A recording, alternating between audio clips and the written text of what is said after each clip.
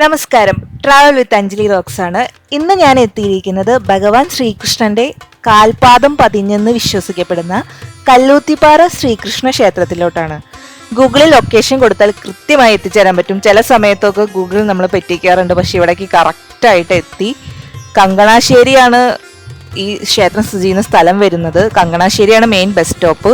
ബസ്സിലൊക്കെ വരാണെങ്കിൽ ബസ് സ്റ്റോപ്പിൽ നിന്ന് 2 കിലോമീറ്റർ ആണ്. അപ്പോൾ ബസ്സിൽ വരാണെങ്കിൽ ഒരു ഓട്ടോ പിടിച്ച് വരേണ്ടതാണ്.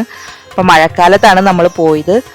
തോടിൻ്റെ സൈഡിൽ കൂടെ ഉള്ളിലോട്ട് ചെറിയൊരു മൺപാതയിലൂടെ പോയി കഴിഞ്ഞാൽ ഈ സ്ഥലത്തോട്ട് നമുക്ക് എത്തിച്ചേരാൻ പറ്റും. മഴക്കാലം ആയതുകൊണ്ട് റോഡുകളൊന്നും അത്ര നല്ലതായിരുന്നില്ല.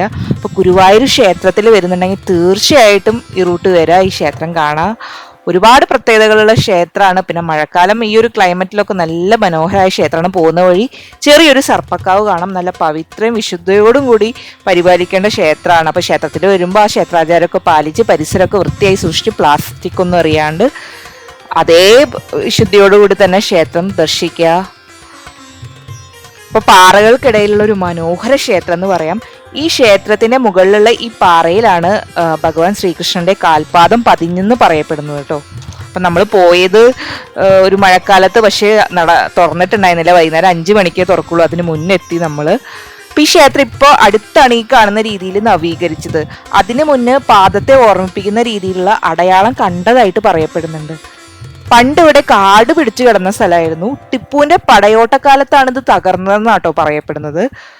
ശില്പങ്ങളും തൂണുകളൊക്കെ തകർന്ന് വിഷപ്പാമ്പുകളാൽ ചുറ്റപ്പെട്ട ഒരു സ്ഥലമായിരുന്നു ഇത്. പിന്നീട് ഒരുപാട് പ്രതിബന്ധങ്ങൾ ഉണ്ടായെങ്കിലും ഇവിടുത്തെ ഭൂരിഭാഗം ഗ്രാമവാസികളുടെ ഐക്യത്തിന്റെ ഫലമായിട്ടാണ് ഈ കാണുന്ന ക്ഷേത്രം ഉണ്ടായത്. ഇപ്പോൾ ഭയങ്കര പ്രശസ്തമാണ്. നമ്മൾ സോഷ്യൽ മീഡിയയിലൊക്കെ നോക്കിക്കഴിഞ്ഞാൽ ഈ ക്ഷേത്രത്തിന്റെ ഒരുപാട് വീഡിയോസൊക്കെ നമുക്ക് കാണാം. പക്ഷേ ഒരുപാട് പ്രത്യേകതകളും ഒരു ഭംഗി മാത്രമല്ല, ഒരുപാട് ഐതിഹ്യപരമായിട്ട് ഒരുപാട് പ്രത്യേകതകളുള്ള ഒരു ക്ഷേത്രമാണ്. പാദപൂജ ഇവിടുത്തെ പ്രത്യേകതയാണ് കേട്ടോ.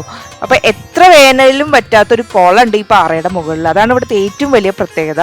അപ്പൊ ഈ പാറ പവിത്രമായിട്ടാണ് കരുതുന്നത് ഇവിടുത്തുകാര്. അപ്പൊ പാറയുടെ മുകളിലോട്ട് കയറുമ്പോൾ ചെരുപ്പുകൾ ഊരി വെക്കേണ്ടതാണ്. അപ്പൊ ഈ ക്ഷേത്രത്തിൽ വരുമ്പോൾ ദർശനം പൂർത്തിയാകുന്നത് ഉള്ളിൽ തൊഴുമ്പോൾ മാത്രമല്ല, ഈ പാറയുടെ മുകളിലും കയറാൻ പറ്റുമെങ്കിൽ കയറാം.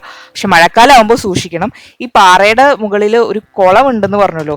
എത്ര വേനലിലും പറ്റാത്തൊരു അത്ഭുത കുളം തന്നെയാട്ടോ ഈ കുളം എന്ന് പറയുന്നത്. ഒറ്റ നോട്ടത്തിൽ നമുക്ക് ഈ കുളം കാണുമ്പോൾ പ്രത്യേകിച്ച് എന്താ പറയുക, പ്രത്യേകിച്ച് ആഴമൊന്നും തോന്നില്ല. ചെറിയൊരു വെള്ളം കിടക്കുന്ന ഈ കാണുന്നതാണ് കുളം. ഒരു വെള്ളം കിടക്കുന്ന ഒരു സ്ഥലം മാത്രമായിട്ട് തോന്നുള്ളൂ. പക്ഷേ 4 അടി ആഴ്ചയുണ്ടെന്നാണ് പറയപ്പെടുന്നത്. പിന്നെ ക്ഷേത്രത്തിലോട്ട് വരികയാണെങ്കിൽ ക്ഷേത്രത്തിൽ ബാലകൃഷ്ണനെ കൂടാതെ ഭഗവതി, അയ്യപ്പനും മുരുകനും ഒക്കെ ഉണ്ട്.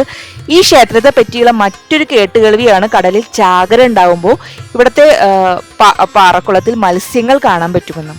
അപ്പോൾ പ്രധാന വിശേഷ ദിവസങ്ങളിലെല്ലാം വളരെ കാര്യമായിട്ടാണ് ഇവിടുത്തുകാർ ഇതൊക്കെ ആഘോഷിക്കുന്നത്. അഷ്ടമി, രോഹിണി ഒക്കെ ഇവിടെ ഉത്സവം. ഇവിടെ പുറത്തുതന്നെ ഒരു ചെറിയ സ്റ്റേജൊക്കെ നമുക്ക് കാണാം.